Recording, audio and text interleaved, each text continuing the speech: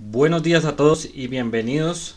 Seguimos con nuestra lectura del libro El faro del fin del mundo de Julio Verne. Parte 1, capítulo 5. La goleta, Maule. Seguramente que se calumniaba a estos miserables arrojándoles a la cara el nombre de piratas. Esta criminal existencia debía haberla llevado en los parajes de Salomón y de las Nuevas Hébridas, donde los barcos eran todavía frecuentemente atacadas en aquellas épocas, y sin duda, a consecuencia de la batida organizada contra los piratas por el Reino Unido, Francia y América, en esta parte del Océano Pacífico, nuestros bandidos tuvieron que refugiarse en el archipiélago magallánico, luego en la isla de los Estados, donde se dedicaron a recoger restos de naufragios.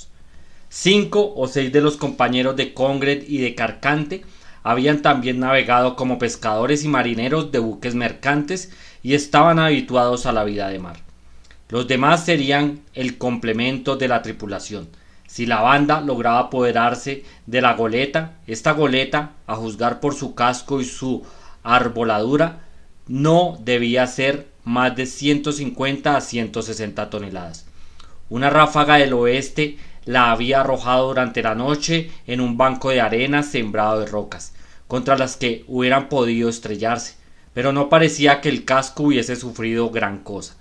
Inclinada sobre babor, descubriría hacia el mar su banda de estribor. Su arboladura estaba intacta, el mástil de mesana, el palo mayor, el bauprés y las velas.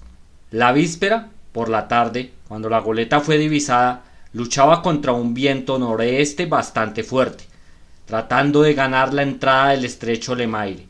En el momento que Congred y sus compañeros la perdieron de vista en medio de la oscuridad, a brisa mostraba tendencia a caer, y bien pronto fue insuficiente para asegurar a un barco velero una velocidad apreciable. De pronto, con la brusquedad propia de estos parajes, el viento había cambiado, y la goleta se vio impelida contra el banco de arena.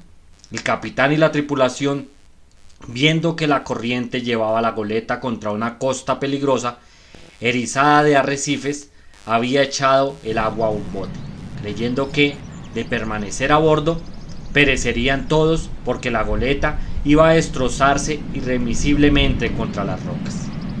Deplorable inspiración. Si hubieran permanecido a bordo, todos hubieran salido sanos y salvos, en vez de ahogarse entre las olas, como lo atestiguaba el bote, que apareció con la quilla al aire, a 2 millas del noroeste, empujado por el viento hacia el fondo de la bahía Franklin. Cuando Congred y sus compañeros llegaron al banco de arena, la goleta estaba completamente en seco. Congred no se había engañado al calcular el tonelaje de este barco, le dio la vuelta y al llegar a la popa leyó Maule, Valparaíso. Era un navío chileno que acababa de embarcar en las Islas de los Estados durante la noche del 22 al 23 de diciembre. «Ya tenemos lo que nos hacía falta», dijo Carcante. «Si la goleta no tiene alguna vía de agua en el casco», objetó uno de los individuos. «Una vía de agua u otra avería cualquiera se repara», se limitó a decir Congred. La parte al descubierto aparecía intacta, el timón en buen estado. En cuanto a la parte opuesta, que desembarcaba en tierra, no era posible examinarla hasta que subiese la marea. «A bordo», dijo Congred, la inclinación del barco hacía fácil la subida por babor. El choque no debía haber sido muy duro, a juzgar por el buen estado en que todo se encontraba. El primer cuidado de Congred fue registrar el camarote del capitán, y apoderándose de los papeles de a bordo, volvió con ellos en busca de Carcante. Por ellos vieron que la goleta Maule del puerto del Valparaíso, Chile, era de 157 toneladas, que el capitán se llamaba Paila, que contaba con 6 hombres de tripulación y que había zarpado el 23 de noviembre con rumbo a las Islas Falkland, después de haber doblado sin accidente el Cabo de Hornos. La Maulette se disponía a embocar el estrecho de Le Maire, cuando se perdió en los arrecifes de la Isla de los Estados. Ni el capitán Paila ni ninguno de sus hombres habían podido salvarse, pues no tenían más refugio que el cabo San Bartolomé. A nadie había aparecido por tierra. La goleta no llevaba cargamento, pero lo importante era que Congred tuviese un barco a su disposición para dejar la isla con todo su siniestro botín. Congred dijo a Carcante: vamos a prepararlo todo para levantar la goleta en cuanto tenga suficiente agua bajo la quilla. Es posible que no haya sufrido averías graves. Bien pronto lo sabremos, repuso Carcante, pues la marea empieza a subir. Y entonces, ¿qué haremos, Congred? Conducir la goleta fuera de los arrecifes, al fondo de la caleta de los Pingüins, delante de la caverna, y luego embarcaremos todo lo que hemos llevado de la bahía de Elgor.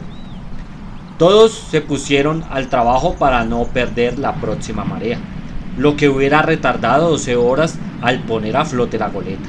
Era necesario a toda costa que estuviese fondeando en la caleta antes de mediodía. Allí estaría relativamente en seguridad, si el tiempo continuaba en calma. Primeramente Congred, ayudado por sus hombres, colocó el ancla fuera del barco, dando toda la extensión de la cadena. Antes que la marea empezase a bajar, habría tiempo suficiente de llevarla a la caleta, y antes de mediodía habrían practicado un completo reconocimiento de la cala. Todas las disposiciones del jefe fueron tan rápidamente ejecutadas que todo estaba hecho cuando llegó la primera ola. El banco de arena iba a ser recubierto en breve. Congred, Carcante y una media docena de compañeros subieron a bordo, en tanto que los otros se retiraban hacia el interior. Ahora solo había que esperar. Las circunstancias favorecían los propósitos de Congred. La brisa ayudaría a poner a flote a Maule. Congred y los otros se mantenían en la proa, que debía flotar antes que la popa. Sí, como se esperaba, no sin razón, la goleta podía girar sobre su talón.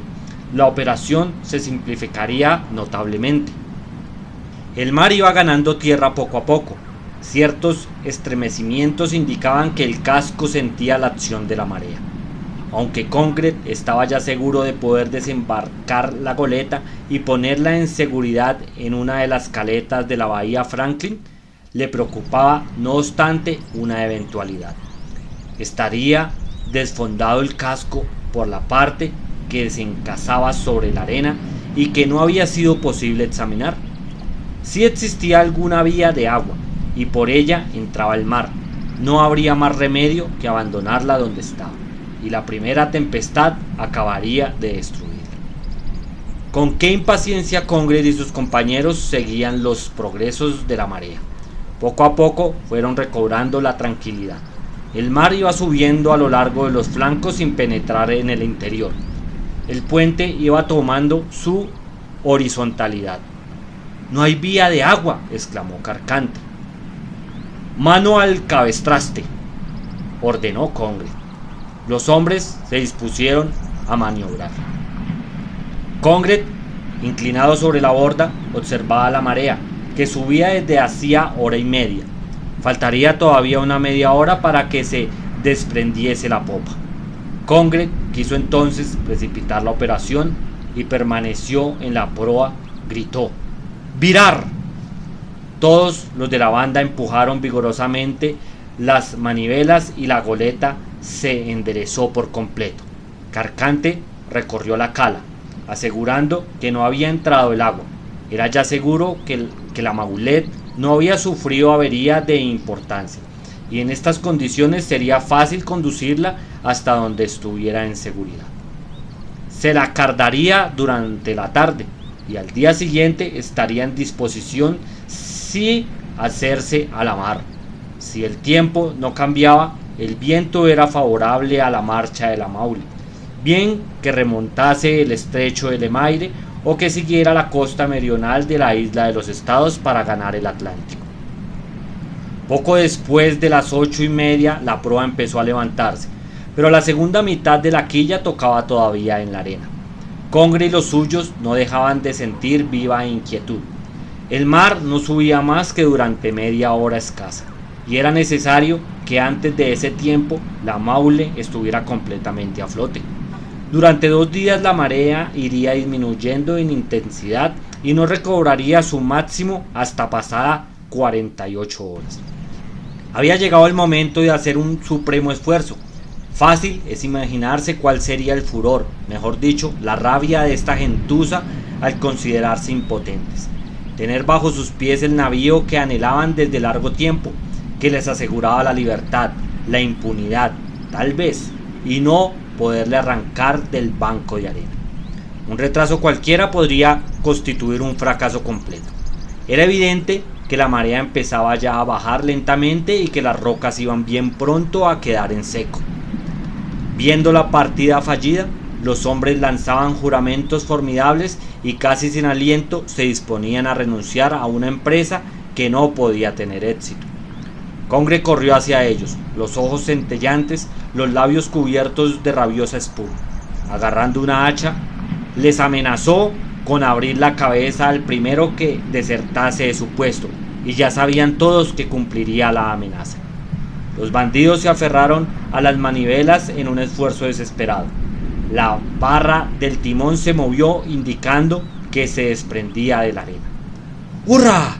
¡Hurra!, gritaron todos, sintiendo que la Maule estaba a flote. El viraje del cabestrante se aceleró y pocos instantes después la goleta flotaba fuera del banco.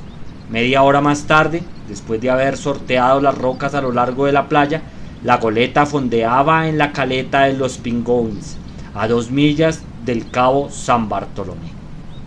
Bueno amigos, hasta aquí llegó el capítulo 5 de la parte 1 del libro El Faro del Fin del Mundo de Julio Verne. Recuerden que me encuentran en YouTube como Deporte y Cultura JB y en Spotify como Leer para Viajar. También en Instagram estoy como Leer para Viajar, pero hay que agregarle una R más al final. Gracias. Hasta la próxima.